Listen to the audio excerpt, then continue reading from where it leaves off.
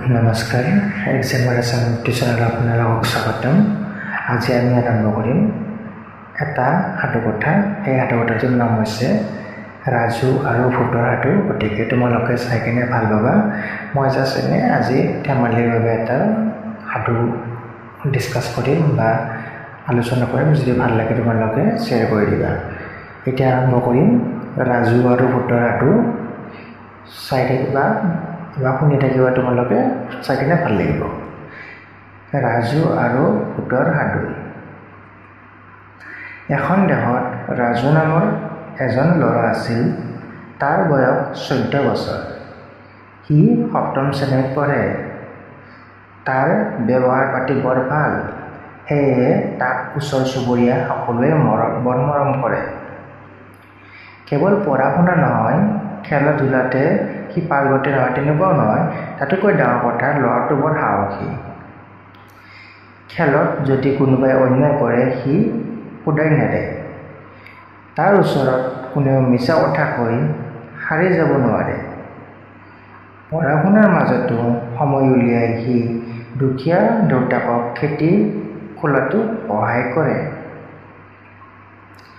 এদিনৰ কথা, ৰাজুৰ দেউতাক ঘৰৰ পৰা অলপ দূৰত কাউৰীয়ে কা কা কৰাৰ আগতে শোৱা পাতি এৰি হাল বাবলৈ গ'ল। সেইদিনা আছিল ৰবিবাৰ।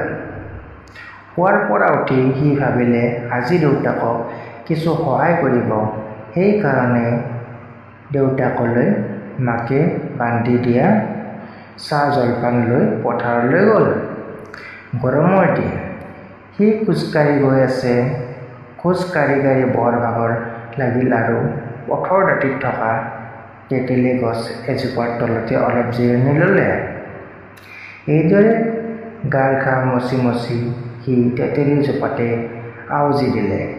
এনেতে গছজোপাৰ পৰা এটা ক'লা দীঘল ডিঙীয়া ভূত জপং জপংকৈ তাৰ ফালে অহা দেখিবলৈ পালে। ভূতটোৰ চকু কেইটা টেলেঙা, উটজুৰি চিকটিকিয়া ৰঙা। ৰাজুৰ অলপ ভয় লাগিছে যদিও সি ভয় খোৱা নাই। ভূতটো লাহে লাহে ওচৰ চাপি আহি তাৰ হাতৰ জলপানৰ টোপোলাটো লৈ গ'ল।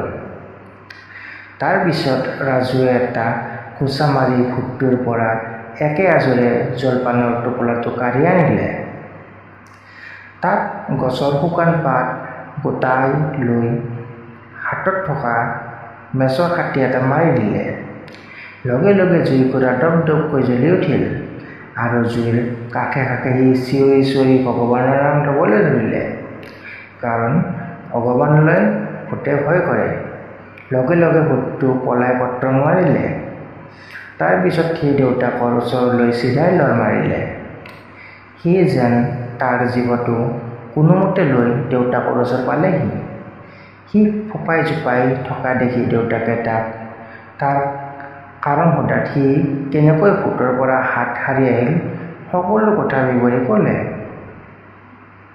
দেউতাকে তাৰ বুদ্ধিমান আৰু সাহসী মনটোক প্ৰশংসা কৰিলে। পিছদিনা সেই কথাটো বায়ুবেগে কৈ ৰাজুহঁতৰ পঢ়াশালীতো ওলাল আৰু তাত এনে সাহসিকতাৰ কাৰণে প্ৰধান শিক্ষকে তাৰ প্ৰশংসা কৰাৰ লগতে এটা বঁটা বিতৰণী সভাত তাক সাহসিকতাৰ পুৰস্কাৰ প্ৰদান কৰিলে। সঁচাকৈ ৰাজুৰ দৰে সাহসী, ধৈৰ্য আৰু বুদ্ধিমান ল'ৰা খুব কম। এই কথাটোৰ পিছদিনা চাৰিওফালে হৈ বৈ গ'ল। গতিকে তোমালোকে এইটো সাধুকথাৰ পৰা কি বুজিলা যে আমাৰ মনৰ জোৰটোৱে সঁচা কথা। আমাৰ মনৰ জোৰটোৰে আমি সকলো কাম কৰিব পাৰোঁ। কাৰণ কিয় চোৱা, ৰাজু এজন সৰু ল'ৰা। গতিকে ৰাজুৱে সেই ভূতটোৰ লগতে যুদ্ধ কৰি কিনে সি জলপানৰ বাতিটো বা জলপানৰ যিখিনি আছিল সেইখিনি লৈ গৈছে। গতিকে সি ল'ৰাজন সৰু হ'লেও তাৰ মনটো বহুত কঠিন বা টান, মানে সি সাহসটো বহুত বেছি। গতিকে আমি সাহস থাকিলে সকলো কামে কৰিব পাৰোঁ। গতিকে এই গল্পটোৰ পৰা এইখিনিয়ে বুজি পোৱা গৈছে যে আমি আমাৰ মানে যিখিনি সাহস আছে সেইখিনি আমি গোটেইখিনি প্ৰয়োগ কৰিলে আমি জীৱনত সফল হ'ব পাৰোঁ। গতিকে আজিলৈ এইখিনিয়ে আছিল। আৰু যদি তোমালোকক ভিডিঅ' লাগে সাধু কথাৰ ওপৰত কৈ দিবা মই বাৰু মাজে মাজে দি দিম তাৰপৰি চেনেলটো ছাবস্ক্ৰাইব কৰি দিবা তাৰোপৰি ক্লাছ 9 10 ক্লাছ 4 5 6 7 8 তেনেকুৱাকৈ মই ডেইলি ভিডিঅ'বোৰ দি থাকোঁ গতিকে তোমালোকে মোৰ চেনেলটো গৈ পিনে চাব পাৰা গোটেইখিনি বুজি পাবা তোমালোকে জাষ্ট ইজিলি এবাৰ জাষ্ট 1 ঘণ্টা বা 10 মিনিট বা 15 মিনিট এটা চাই কিনে তোমালোকৰ ধৰা মোৰ প্ৰায় চেপ্টাৰবিলাক 10-15 মিনিট কি আছে গতিকে তোমালোকে সেই 10-15 মিনিট ভিডিঅ'বোৰ চাই কিনে তোমালোকৰ গোটেই পাঠটোৰ সাৰাংশ আৰু প্ৰশ্ন উত্তৰবোৰ বুজি পাবা গতিকে আজিলৈ ইমানেই নেকি ধন্যবাদ